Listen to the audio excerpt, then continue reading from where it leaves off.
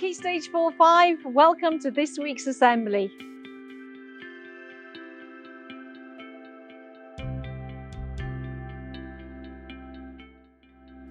Now we have the Key Stage 4, maybe 5 awards. Let's see, for Year 10, for an excellent essay based on the character of Eva Smith for English literature. For scoring excellently on the topic in the brilliant work in physics on IV, current voltage graphs. For being well prepared and engaged in class discussions, also in biology. For producing excellent work in mathematics. For communicating effectively in a group, and when producing answers for exam questions, scoring 80% overall in PE. Well done, Year 10. Year 11, come on, I know you're revising, but let's have some positive learner awards. And Year 12 and Year 13, early days, but I hope to see you having some positive commendations next week. Welcome, Key Stage 4-5.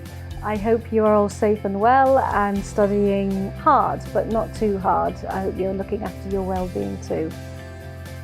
I'd like to give a big shout out to Yamor Sanai in Year 10, who gained an A star for her French IGCSE that she took last October. Well done, Yamor.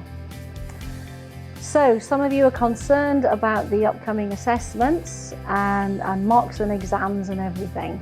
We're still getting information from examination boards, and we will always update you as soon as possible.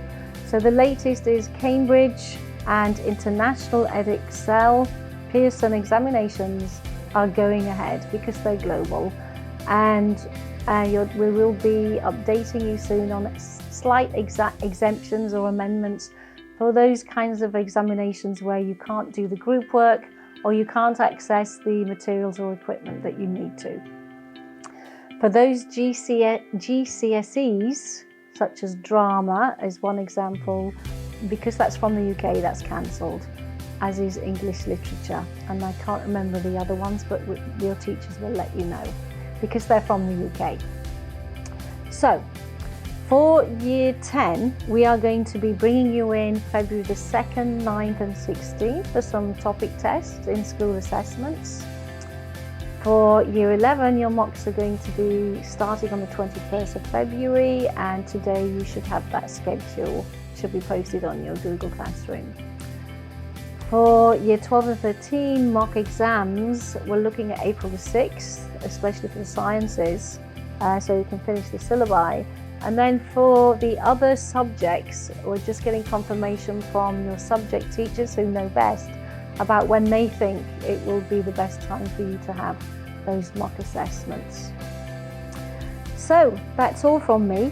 I've just got something very small to share with you from Student Voice, and it's about looking at people's perceptions, which I think is always very important in life. Whenever we have a conflict with students, we always look at both sides of the coin, as it were, and this is a very good way to look at life.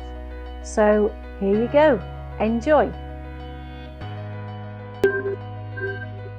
Okay, hi everyone. So today's question of the day is, would you rather be the worst player on the best team or the best player on the worst team?